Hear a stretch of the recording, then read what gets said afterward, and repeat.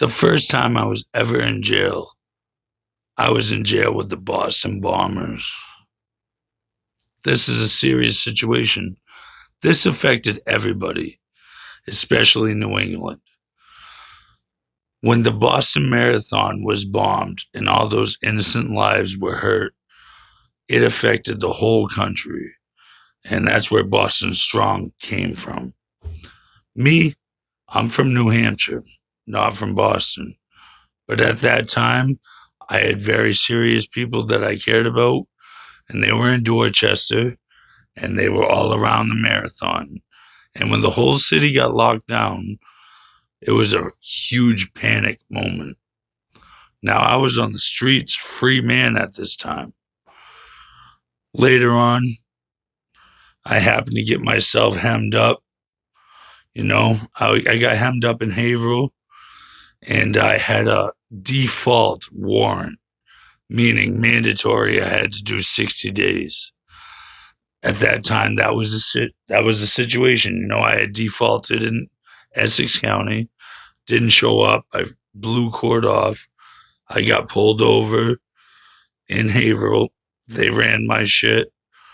I was defaulted. Now, when they did that, they found some work, if you know what I'm saying, and under my seat. So I ended up getting some time for that too. But I defaulted 60-day mandatory no bail. That's what the thing was then. Probably still is now. Couldn't tell you. But I'm sitting there. My first step was I'm still enrolled in high school, mind you. I'm 18 years old. I'm still enrolled in Dover High School out of New Hampshire. And I got caught driving without a license with a default warrant and work under my seat. Yeah, it was a bad day for me, my friends.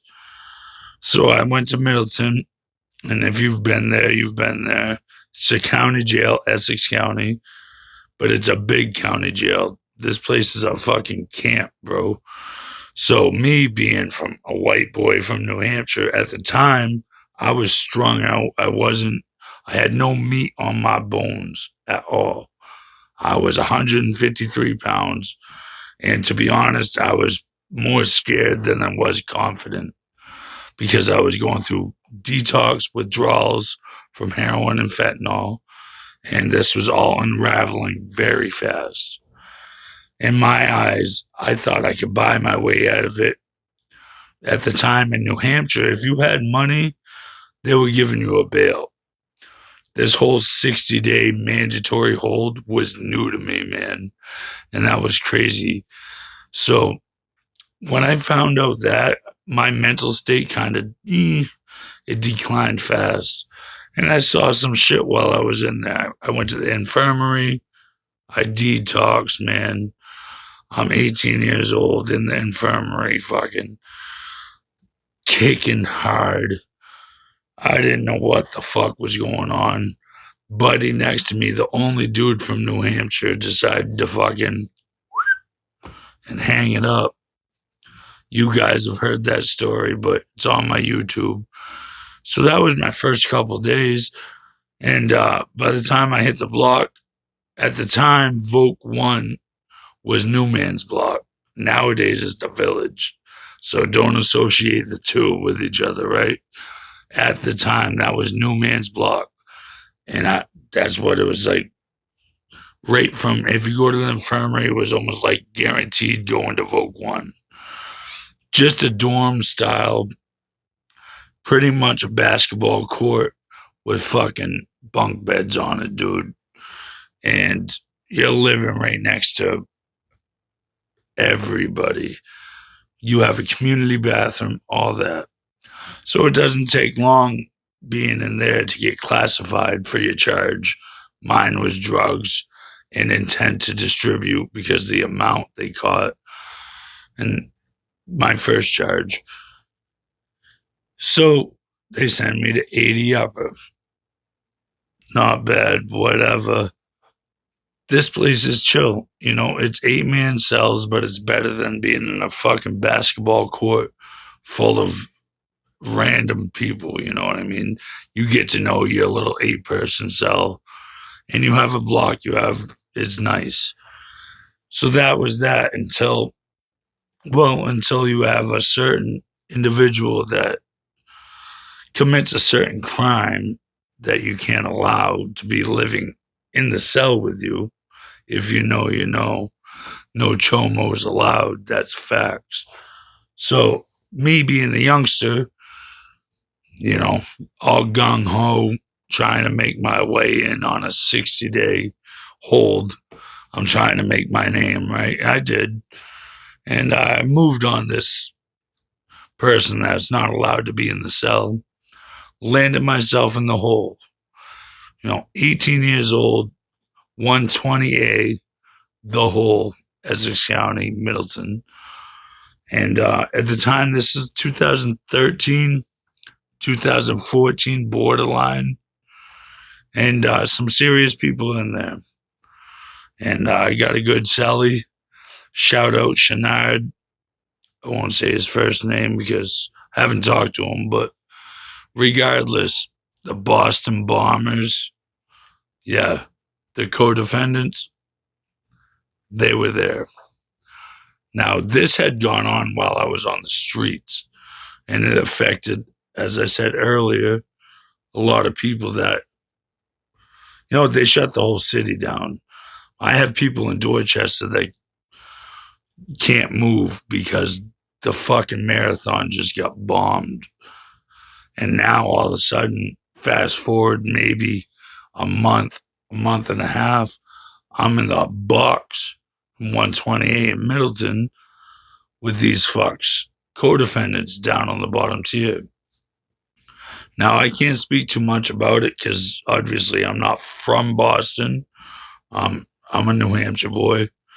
Everybody knows that. 603 tuning in.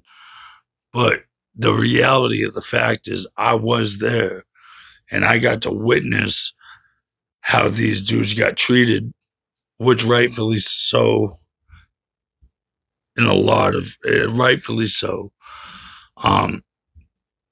But there was a lot of things that went into that I'm trying to speak on right now from what I saw I did a 30-day whole bid. So I only got 30 days to witness what happened. And if you've been in the hole, the PCs, it's only at that time, it was the PCs or the super duper PCs that got canteen or dudes doing ad seg, which most likely high ranking gang members that controlled the yard. Anyway, we're not going to go into that, but we used to extort them, right? You know what I mean? These dudes are doing the rounds, sweeping the floors, bring us coffee, man. I shouldn't say extort. That's the wrong word. I should say, like, we comforted them. We're not going to fuck with you. We're all in the hole, but you're the only one to get coffee, right? So, bro, when you do the sweep, please bring us some coffee. So let me put it like that. That's how it went. And every time they did a sweep, they brought us coffee. But with the Boston Bombers, these dudes, the whole thing would get locked down. I'll never forget being out, and you're shackled like this, head to toe in the hole. And you're using the phone like this, bending down. So here I am using the phone, trying to talk to my father. Just, what up? I'm good, chilling. And next thing you know, it's log in, go to the shower, go to the shower. Why we got to go to the shower? We only get 1 hour a day. That half the time we trade. I would trade my rec time or my phone call for an extra breakfast plate. That's how it worked back then. So if I decided to go out and make a phone call, that was a precious hour. It wasn't comfortable. I'm shackled like this. This shit is not comfortable, but I get to talk to my people. You know what I mean? I would talk to my dad. I could talk to my grandmother, and they shut it down. Phones off, everything. Go into the shower. Now they loaded all us white dudes into a shower. I'm brand new. I'm still in high school. Facts. And I had a black eye. I had scuffled with Chigarelli. You know, if you know, you know. He's not one to play with, so like he tuned me up. So I was in there, I was scuffed up, and now I'm in this shower with all these ranking white dudes, which respect, right? But it's like, why'd they do that? These dudes are just as pissed off as I am. Who comes in? The Boston Bombers co-defendants, the fucking they were kids, they were young, they were friends, and they tried to hide evidence. They weren't the ones that actually planned it or had anything to do with the bombing, but they tried to help. You know, they tried to help the boy out. You know, that's what it was, and hiding evidence. But the people in the cell or the shower, rather, that I was in, didn't want to hear any of that at all. I mean, these men were getting spit at. Some of the shit that was said, and I'm from New Hampshire, and I'm just hiding back. Like I said, I'm still enrolled in high school. I'm barely 18. Now I'm in 128 in Middleton in a fucking stainless steel shower with fucking high ranking, you know what I'm talking about, like, and we got the Boston Bombers coming here. That shit to me was the craziest thing. For a 60-day bid, I can't think of anything crazier. You know, I was just there on a detainer because I missed court to wrap it up, you know? So my fucking ass was there for 60 days and I managed to get myself into a fight the cops, land in the hole with a 30-day fucking hole sentence. And at the same time, the Boston Bombers co-defendants were there. And of course, when I got released from the hole, I went from 120A to 120B. And if you know, you know, like that's STG, you know what I mean? That's the gang block. So other than that, I learned some shit and I maxed out from there. I denied going to the farm. If you like, again, if you know Massachusetts, the farm in Lawrence, I denied that my first 60-day bid to stay on 120B because I was comfortable.